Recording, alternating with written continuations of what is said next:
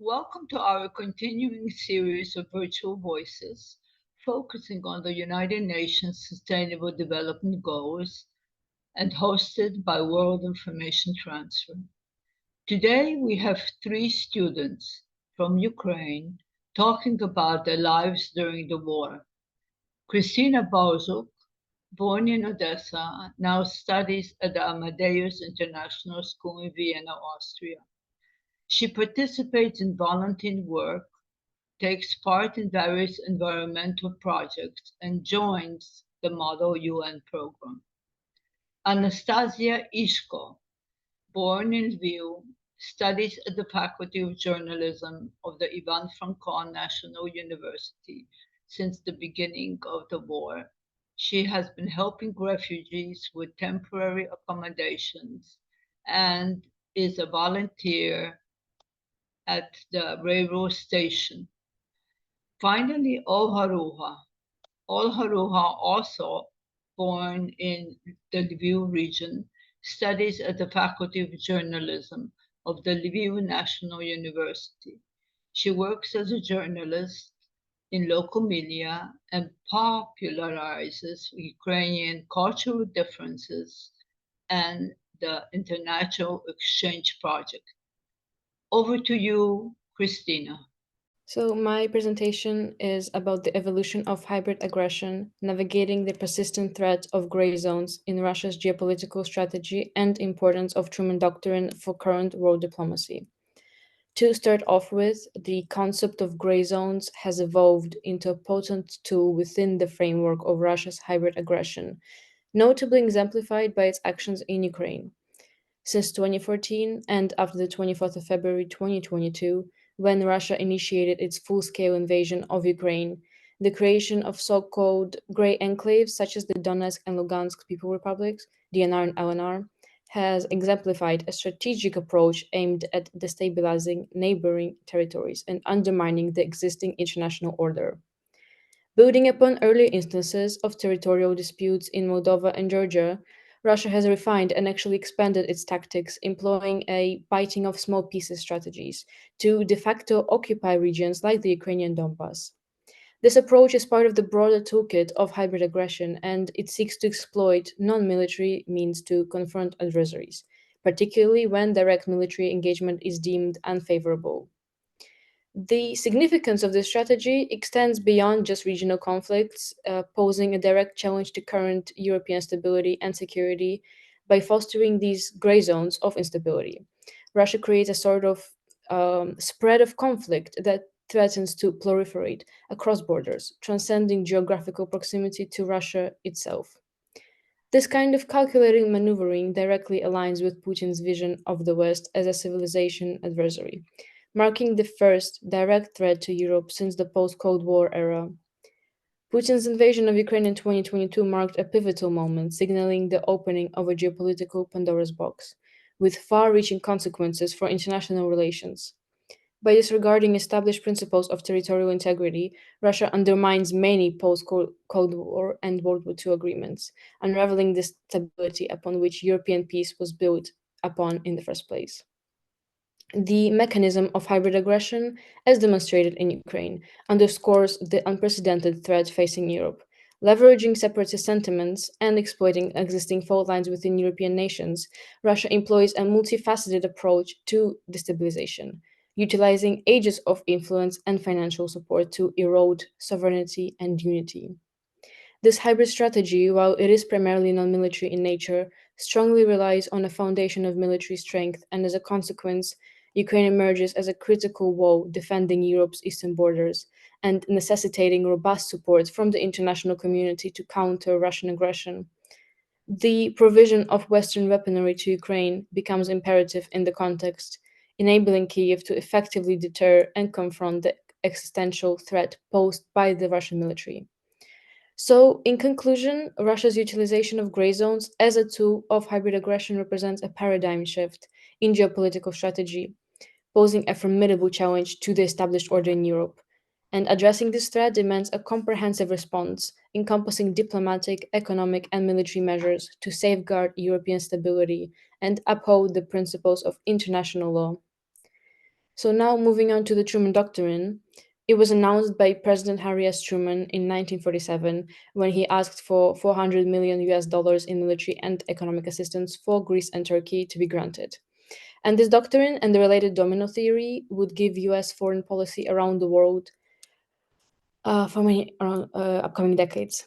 And the President Truman, he declared, I believe that it must be the policy of the United States to support free people who are resisting attempted subjugation by armed minorities or by outside pressures. I believe that we must assist free people to work out their own destinies in their own way. This quote outlines the USA's commitment to not only containing the spread of communism at that time in the 20th century, but also to protecting innocent people who are being oppressed and persecuted. It marked a significant shift in American foreign policy towards a more interventionist approach, particularly in Europe, where the threat of Soviet expansionism and the rapid spread of communism loomed large in the aftermath of World War II. Now, let's fast forward to the current situation in Ukraine, and the principles underlying the Truman Doctrine remain relevant to this day. Since gaining independence from the Soviet Union in 1991, Ukraine has sought to establish itself as a sovereign and democratic state. However, its territorial integrity has been constantly challenged by Russia, particularly following the 2014 annexation of Crimea. In this context, the United States and its Western allies have reaffirmed their support for Ukraine's sovereignty and territorial integrity, further echoing the principles of the Truman Doctrine even in 2024, as the price of inaction in both humanitarian and geopolitical terms far outweighs the cost of investing in aid to Ukraine. To date, the United States has allocated 113 billion US dollars to its partners in Ukraine, with the Biden administration proposing an additional 61 billion US dollars in support all throughout 2024. And since the days of the Truman Doctrine, under which the United States committed to ensuring the security of Europe, America has been a cornerstone of peace and stability for its partners and allies across the Atlantic Ocean.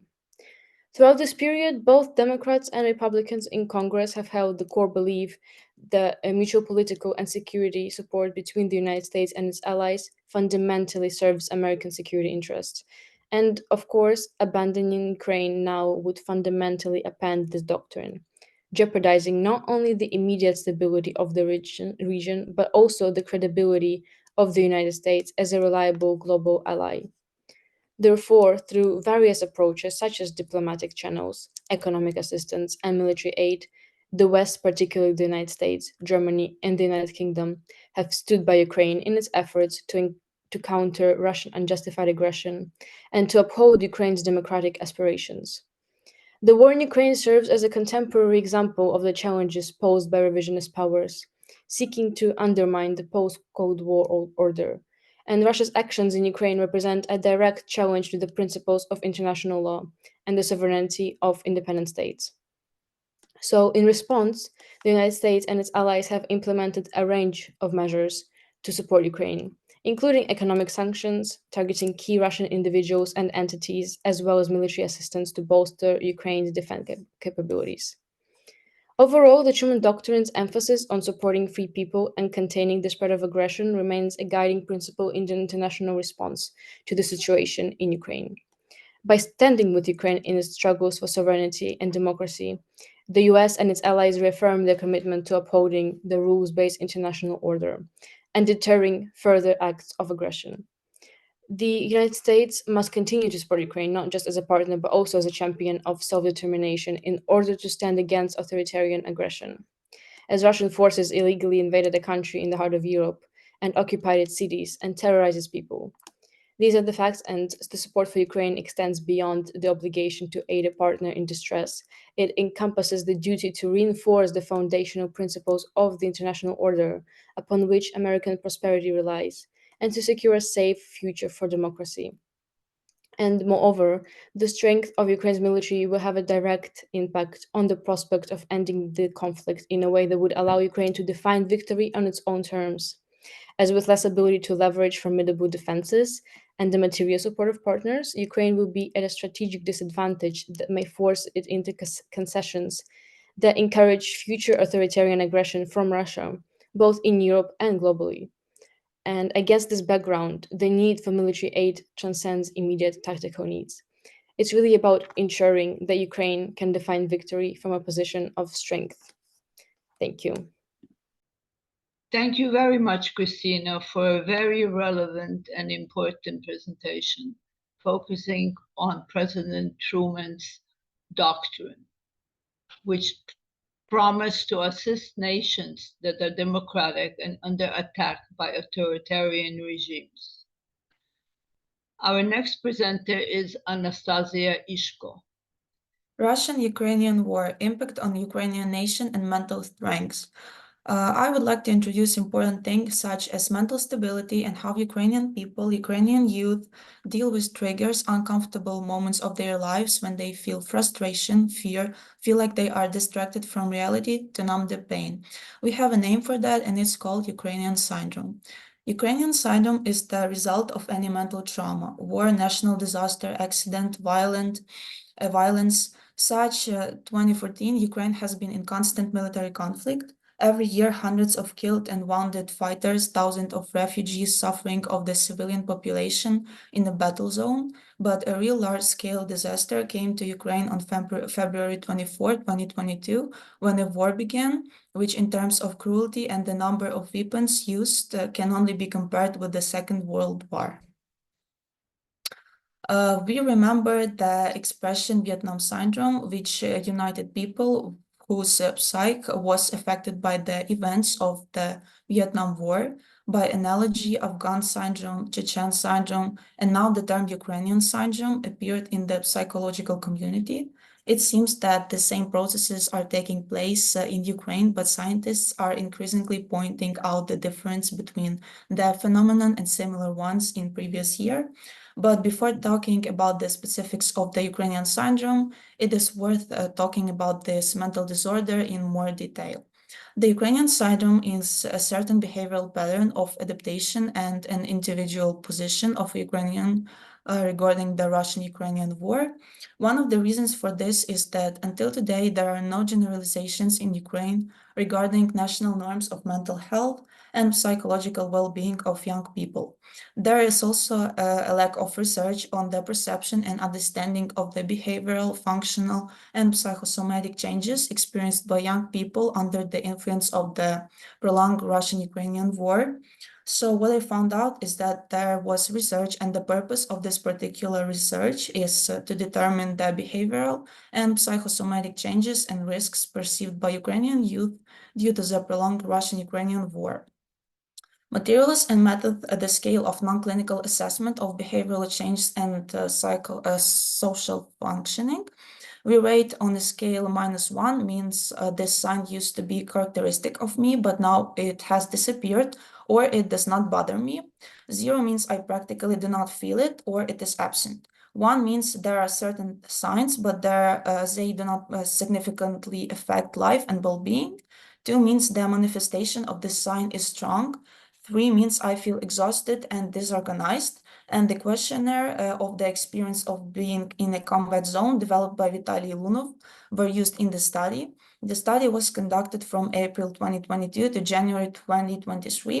Almost 5,000 youth and young scientists aged 16 to 40 from 61 cities of Ukraine took part in this research. The conducted research demonstrates the generalization of statistics of behavioral, functional, and psychosomatic changes experienced by Ukrainian youth in the conditions of the Russian-Ukrainian war. According to results, it can be stated that the following behavioral and functional patterns of Ukrainian youth require the attention of psychologists. Behavioral characterized by increased exhaustion, weakening, or loss of ability to deal with psychical or mental stress, irritability, frequent mood swings, tearfulness, moodiness, some disorders, vegetative disorders, disturbed sleep, poor appetite, mental health problems, significant changes in habitual behavior. The reminder is that the obtained results are based on the respondents' self-reports. However, the most significant thing for us is the user's self-awareness of their behavioral and functional changes. Such awareness becomes the basis for understanding the new norm of life during the war. The psychology of post-traumatic stress disorder. Ukrainian PTSD will resonate far deep than the bombs and bullets, as Ukrainians deal with being ripped away from their homes and families, as well as the trauma of death and injury. Their mental health need to be a priority for citizens now and for future generations. With refugee numbers continuing to climb, Associate Professor Ekaterina Bochkovar foresees a spike in post-traumatic stress disorder and violence among Ukrainians based on previous research she conducted in the wake of a prior Russian-Ukrainian conflict. Ukrainians who are forced to relocate will, according to Bochkovar's research, experience the highest level of PTSD compared to those who remain at home. But Bochkovar's worries too about the majority of Ukrainians who aren't displaced but still experience the war indirectly through media or stories from friends and family. These people, Bochkovar says, are less likely to seek help for mental health issues caused by the war, which puts them at risk for experience PTSD syndromes. Ekaterina Bochkovar says, anyone would advise you to see a psychologist if you experience bombings, but for the more indirect exposure, you might not understand that you have trauma. Research shows that these people can become angry and violent. They don't behave in ways that they normally would and say might not realize it's from the trauma. The conflict in Ukraine originally interested Bochkovar as someone who grew up in Moldova in the 1990s during violent land disputes with Russia. She experienced that military conflict indirectly. The war was around her in the news. She remembered traveling through the country when she was 14, and the train they were on had to reroute to avoid bombings. She knew from that experience what it was for Ukrainians to lose part of their country to an aggressor. It's fear and a complete sense of helplessness. Now, considering the scale of the current countrywide attack, Bochkovar expects level of PTSD to be even higher than they were following the conflict in Crimea and Donbass 8 years ago. The mental health impact story of a girl who immigrated to the United States and founded the nonprofit organization for Ukrainian youth. Katerina Manov was living her childhood dream. Her family immigrated to the United States from Kyiv when she was a child, but she was always longed to give back to her Ukrainian community. She found a nonprofit engine to help Ukrainian youth improve their English-speaking skills. Things were going well, and then the war hit. Although Katerina's life is in the United States, her work team, several family members, and the students she's helping are in Ukraine. They sent pictures of devastation and destruction. She had to spend money for them to stay in hotels since they left their homes. Katerina says she also struggled with survivor's guilt, which is common among those who have lived through traumatic situations where others lost their lives. Impact on future generations. It's hard enough for an adult to try to cope with the brutality of war. For a child, the impact is immeasurable. Research shows that children who have lived through war and conflict suffer a high level of psychological problems. Kids are trying to navigate their new world without the safety and stability of a home, school, or any measure of structure. The burden of living through war creates mental health scars. Providing help. The majority of people who need help for mental health care worldwide don't receive the services that could help them. The internet can be a start. Therapists can provide services virtually to give Ukrainians a way to cope with the trauma they're experiencing. If you are a mental health professional willing to provide services, seek out organizations helping with the relief efforts in Ukraine. Even if you can provide therapy, you can help by supporting different organizations. Bringing a measure of stability to Ukrainians' lives by making a donation can help ease some mental stress.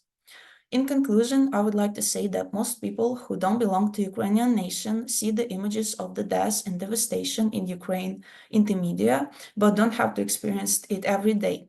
Exercising understanding and empathy for what Ukrainians are experiencing and providing support and donations can help make a difference in their lives to get the help they need. Thank you, Anastasia. The Ukrainian syndrome is another example of what happens to people when they are in conflict situations under the war. Post-traumatic stress disorder has been seriously studied for the past 20 years, and I personally work with Vietnam veterans on this. It is a difficult syndrome, but it can be resolved with time and effort. Now, our next speaker is Olha Rura, born, as I said, in the Lviv region. Over to you, Olha. Ukrainian women in Russian prisons. The Truman Doctrine was a US policy introduced to contain Russia and others from indoctrination into the communist propaganda and agenda. Indeed, it was a visionary understanding of what Russia and a few others are aiming for, the destruction of democracy. Where Russia has always been and is now, there is death, sorrow, and tears for the people and their lives. Unfortunately, many people today do not understand that Russia needs to be stopped now. Deterring Russia is the price of the human lives of Ukrainians, Georgians, Crimean Tatars, and other nations. It is a high price that the free world needs to understand to fight authoritarianism and tyranny. Ukrainians now know the high price of freedom, as we have been paying this price for many centuries. Russia must be divided and controlled by the democratic world. The Russians killed my grandmother for being Ukrainians in 1940s. Before her death, she told her neighbor that she couldn't wait for peaceful good times. Now my mother says the same, but hopes that my children will be luckier.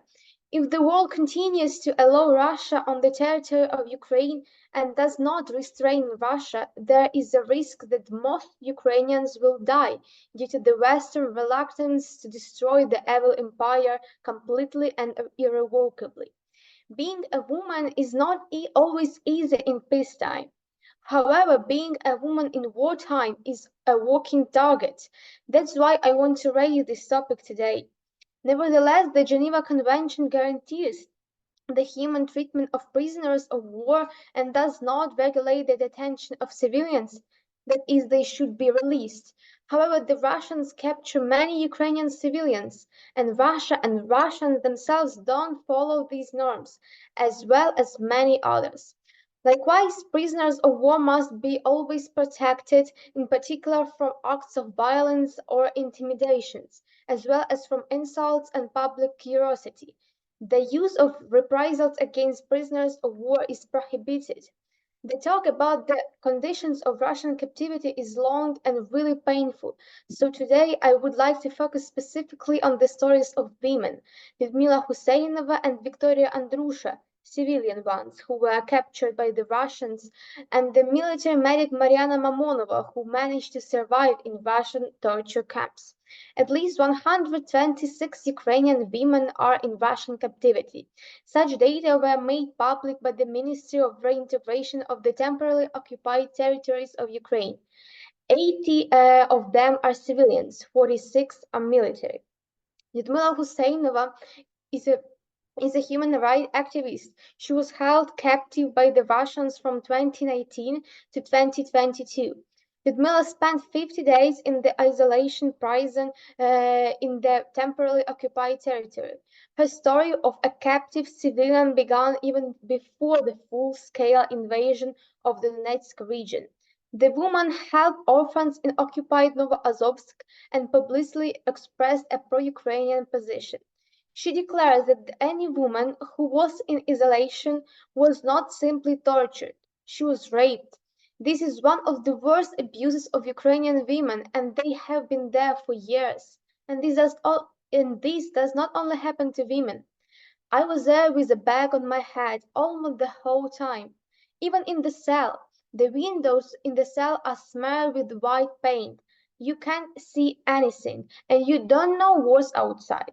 At any rustling, any knocking of the door, I had to put on the package and turn the face to the wall, she says in an interview with the Voice of America.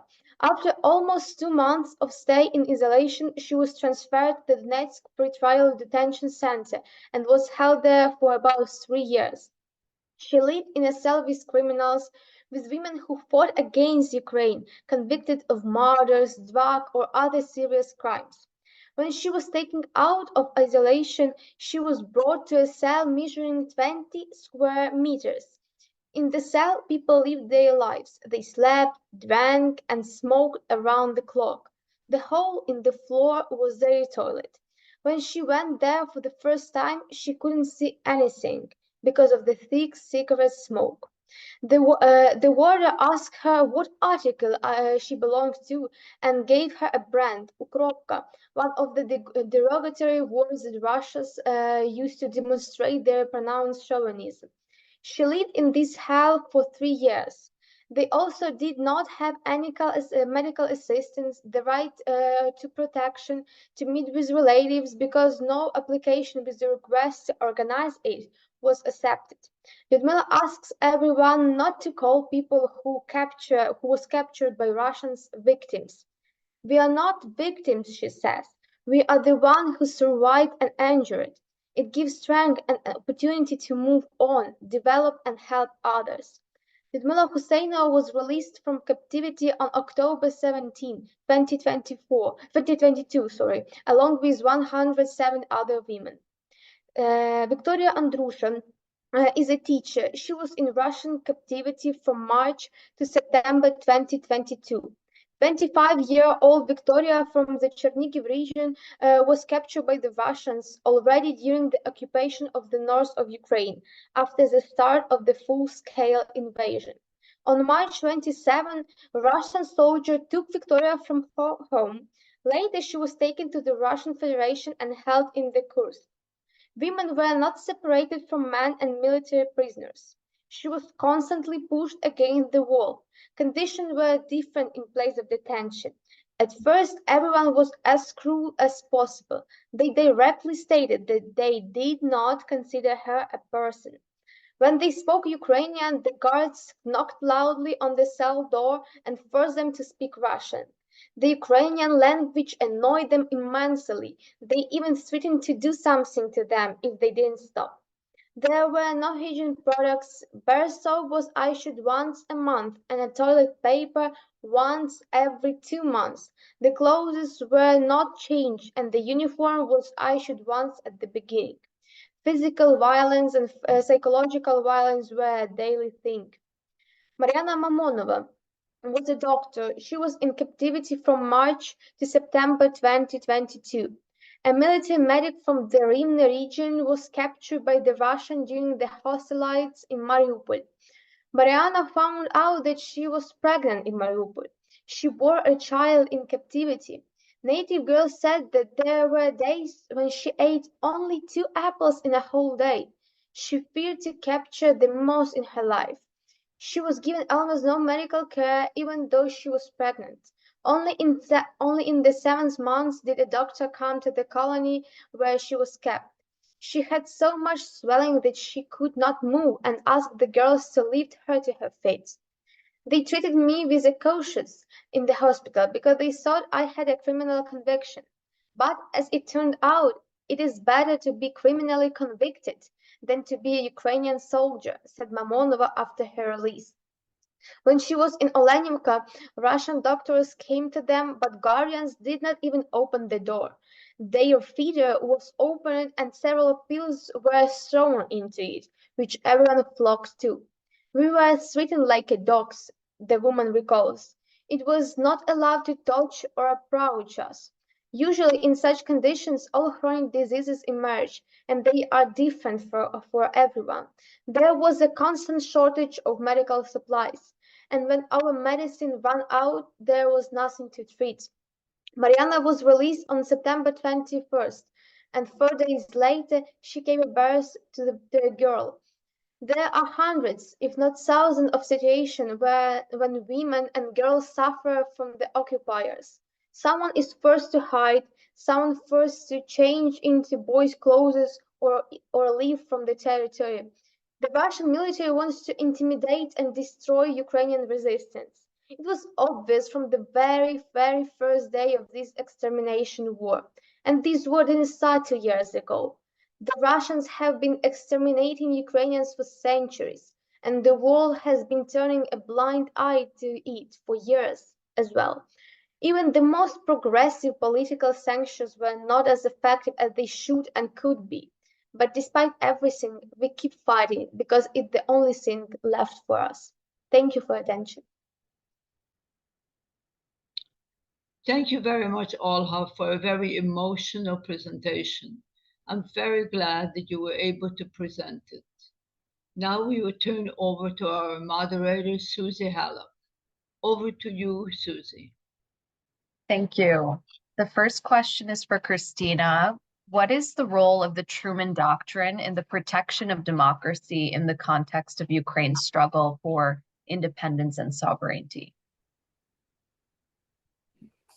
So, as I mentioned in the presentation, the doctrine really ensures that United States helps and provides support to other nations, specifically usually in Europe, in order to protect them from being invaded as it happened in Ukraine, or to prevent smaller states from being exploited. Thank you. Anastasia, you spoke about mental health and the impact of war times on societal mental health. How do you take care of your own mental health? Are there some tips and advice you can share to fellow students? Maybe I didn't deal with that type of stress, but what I know is that the ongoing conflict with Russia has had a significant impact on the mental health and well-being of the Ukrainian population. The constant threat of violence, displacement, loss of loved ones, and economic instability have led to high level of stress and anxiety and trauma among many Ukrainians. Thank you for sharing. Olha, you spoke about a very heavy topic, the women who are impacted during the war. As a female studying journalism and working to kind of come up with your own career, what brings you hope and inspiration during such a challenging time? To be honest, there is a few things that can bring me up. First of all, it is Ukrainian small victories on the front line. It makes me happy because it gives me a hope that something will be changed for good. But also, it's really important to read Ukrainian history, and then you understand that everything is repetitive. So I believe that in future my country will be independent, and Russian soldiers wouldn't be in my country. So it brings me hope. Thank you for sharing. Kristina, you mentioned this in your presentation, but we have a question from the audience around what specific measures can be taken according to the principles of the Truman Doctrine to support democracy and protect Ukraine from threats? So, thank you for the question. Some of the examples would be, of course, just financial help and military help, aid, as it has been provided already. But consistent aid is definitely helpful, as well as diplomatic aid. Would say sending diplomats and trying to navigate the situation would also be helpful. So yeah, I would say this are the main things.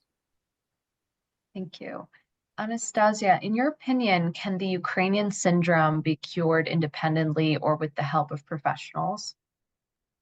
I think it's a hard question, but mental health services and support programs have played a crucial role in helping Ukrainians build resilience and maintain mental strength in the face of ongoing conflict. Organizations such as mental health clinics, crisis hotlines, support groups have provided consulting, like therapy, psychological support for those individuals who really need it, so who is affected by war. And additionally,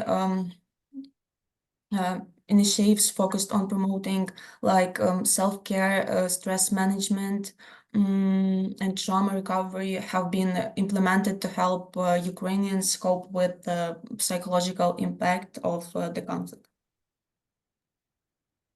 This is related to Anastasia's topic of mental health and stress, but kind of marrying to the topic of women and those that are impacted during the war. Olha, are you aware of kind of initiatives to help female hormonal health during this time? Like, as you're aware, high stress can cause the female hormones to be impacted. So are there ways and methods that people are using to kind of take care of that part of their health? To be honest, I don't know a lot about how to manage these civilian lives, but I can provide some information how to help women that are released after the Russian captivity. So should I do this? First of all, like there are three crucial keys: governmental help, society understanding, and international help. From government, we should launch a lot of healthcare center, which will be focused not only on the physical health but also on the mental health, because of after such terrible events, these women need medical assistance, especially mental health. With mental health, society should understand that these women went through a lot of terrible things, and provide them with the understanding, like not push them to answering all of the questions, but be ready to listen to them. And international institutions should allocate some funds to help these women and also raise awareness among their citizens. Thank you for sharing your insights. Kristina, transitioning from Odessa to studying in Vienna must have been quite a significant change. How did you adapt to this new environment, both academically and culturally, and what aspects of living in Vienna are the most different? So there's obviously quite a lot. Everything's mostly different.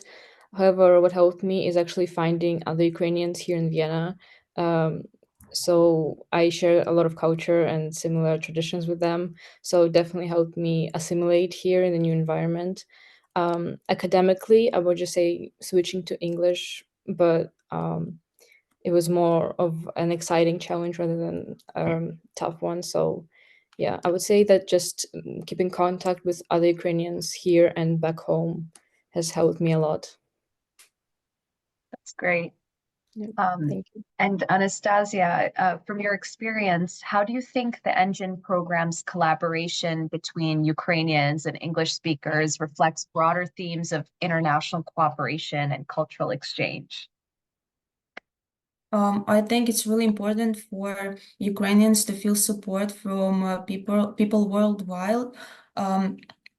And like, because the conflict with Russia is really hard for us, like we feel frustrated, we feel stressed, and we need to live our normal lives. Like we must do our regular activities, make friends, like go to work, go play some video games, like everything everybody from other countries are doing. So we are really glad that we have that support from people who are not Ukrainians but really support Ukraine.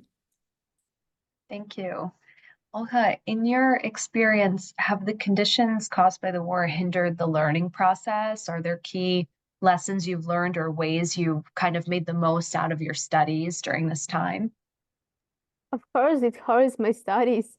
Because of constant air alarms, we can't study properly because we should go to the shelter.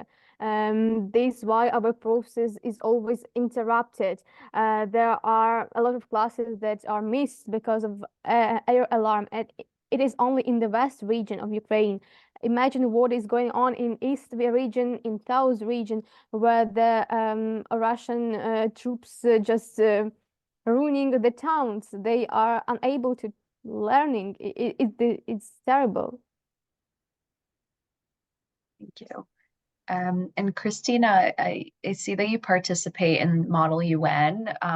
What are kind of some skills you've learned from that experience, and would you recommend that as well to your fellow students on the line? I would definitely recommend it to anyone. It's a great opportunity to learn not only public speaking and debating skills, but also just teamwork. And also, it's a great tool to learn how to research properly online using different sources. So I would say it's really useful for anyone, even if you're not like interested in debating specifically. It's just an interesting experience, and it's very useful.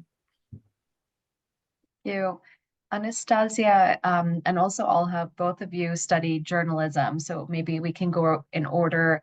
What do you like most about the field, and do you think it has the ability to impact kind of the situation in Ukraine or elsewhere?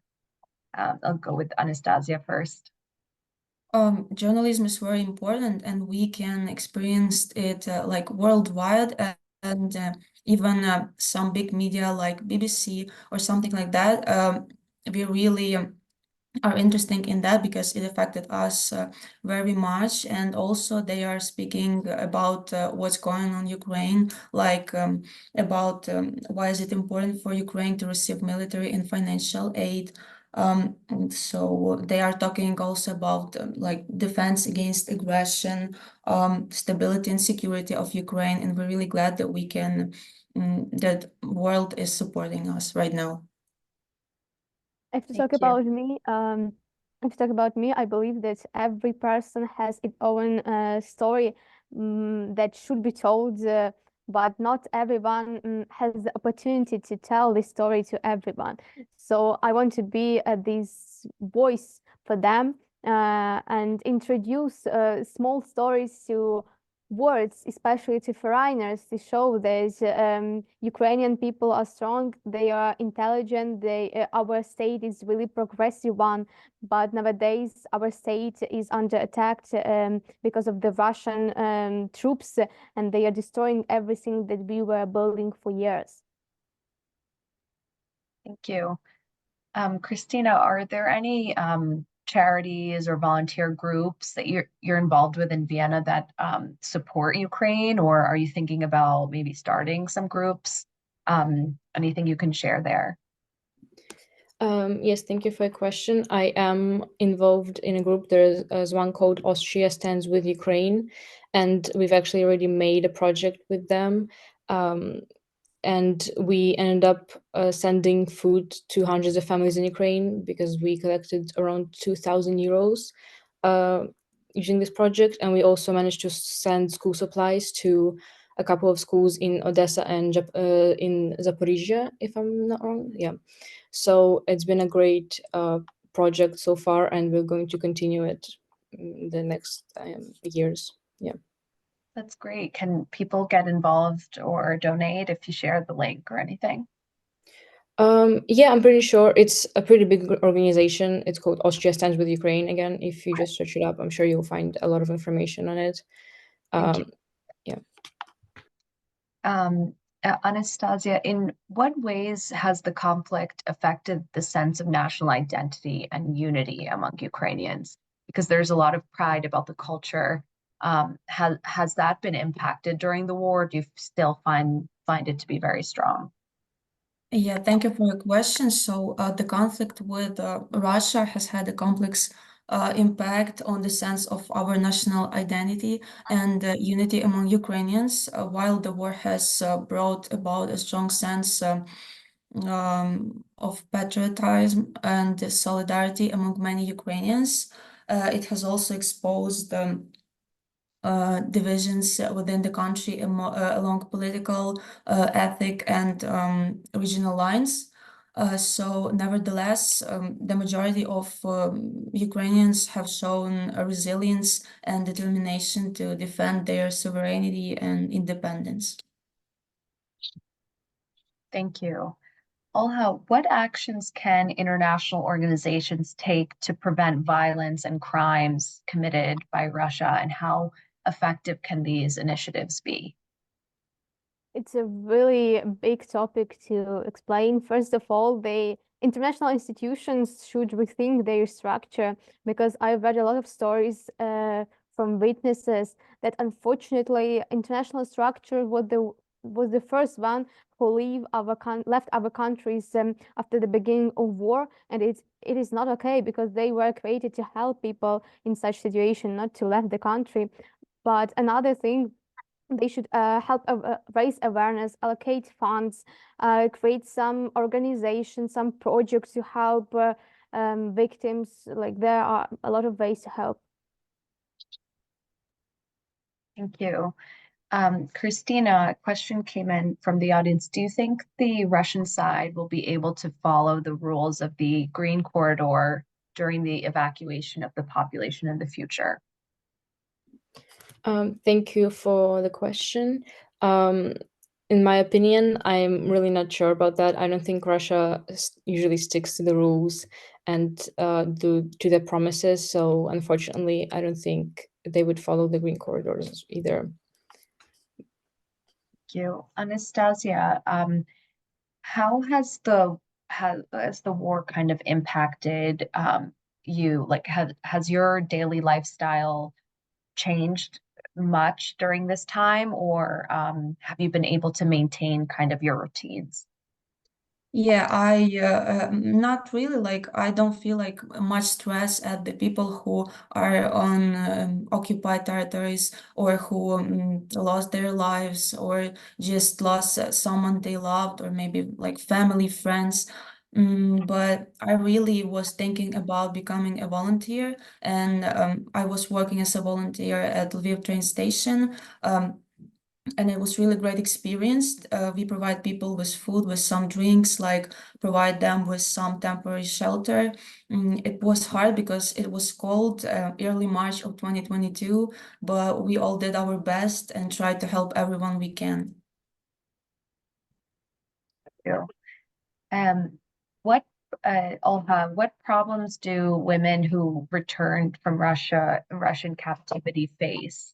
What are the issues they're dealing with after returning home?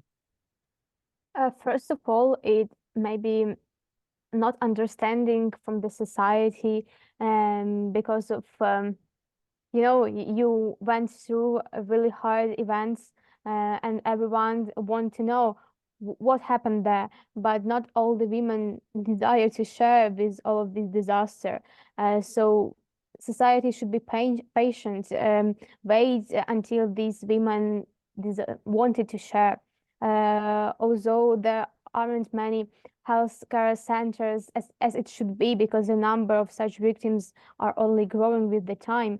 I would say that international institutions are also should also help raise awareness about this topic, because not many foreigners are introduced to these, and they are shocked. But this is the daily thing that happened to Ukrainian women. Thank you. Kristina, what advice do you have for students who are interested in either studying overseas or maybe moving to another country that's so different from where they live today? Thank you for the question again. My biggest advice would be to still continue keeping up like your culture, your own culture and traditions. And also, of course, if you are struggling with English, of course, like it's beneficial to know it as much as possible. And yeah, also to keep an open mind, because if you already have certain prejudices towards a culture, you are unlikely to enjoy living in a new place, I would say.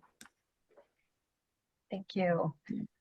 Anastasia, where would you like to work after you finish your degree? Do you have certain places that you've thought about?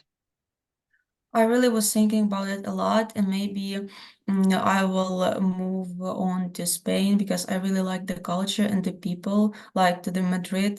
That's like kind of my dream, and I would really like to communicate with people of this country, and I think that it will be a great experience for me. Thank you.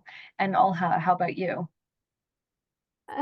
It's really hard to build any plans during the wartime when only 1 minute can change everything.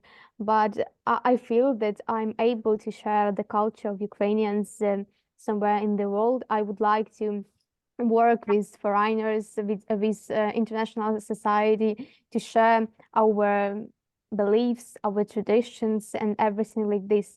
I would like to work and share our culture to them. Thank you.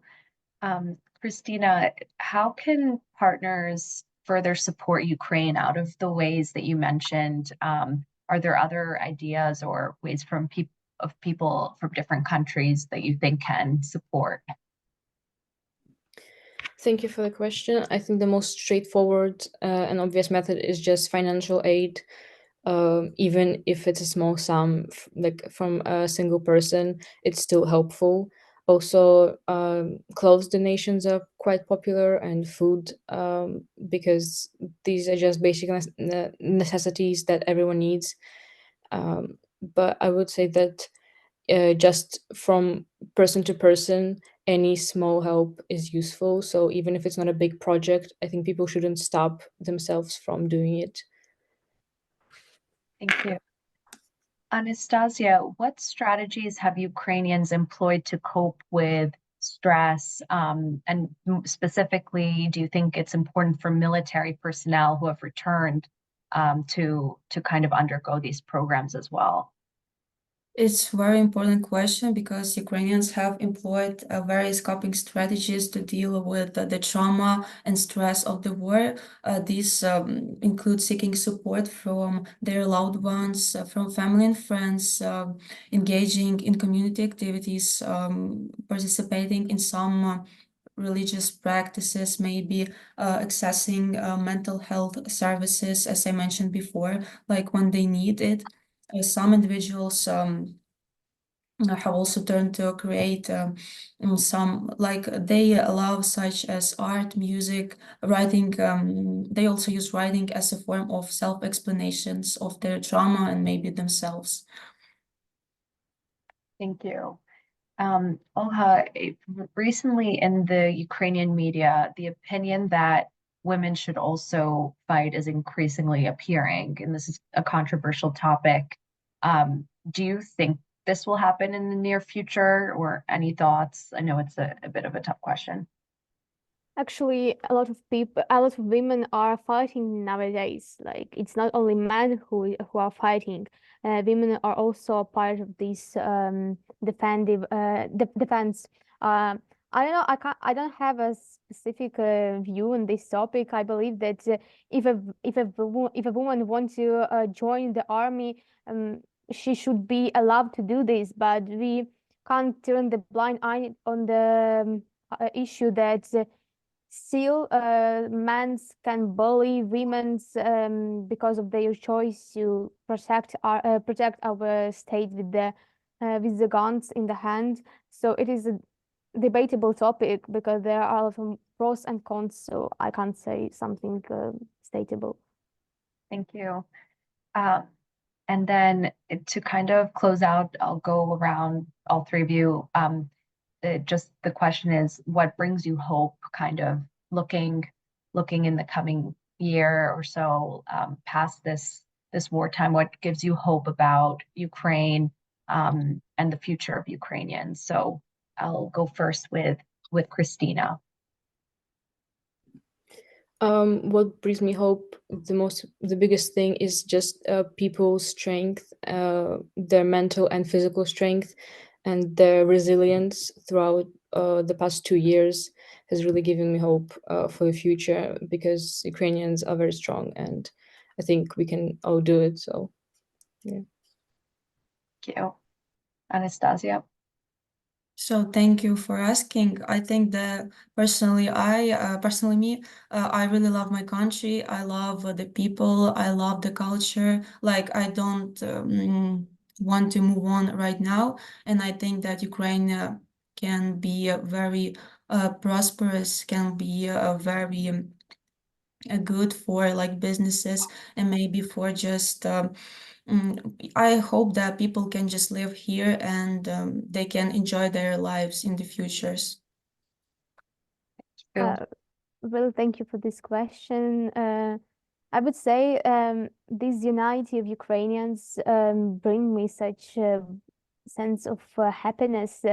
Our culture benefits from such unison of Ukrainians, and I can see how our traditions reborn, how our songs are singing worldwide, and it brings me hope that we can reborn, we can live, and we can go through all of these disasters. Thank you so much for sharing. I'll turn back to Dr. Durbach to close out. Thank you very much, Susie, for moderating. I would like to thank all of you for very relevant presentations, which are not only important, but hopefully will be very clear and understandable to many of the viewers that you were talking to. I just wish you to continue on with your studies and your work, and hopefully the future will be much better than what it is currently going on in Ukraine. Have a good week and goodbye. Slava Ukraini.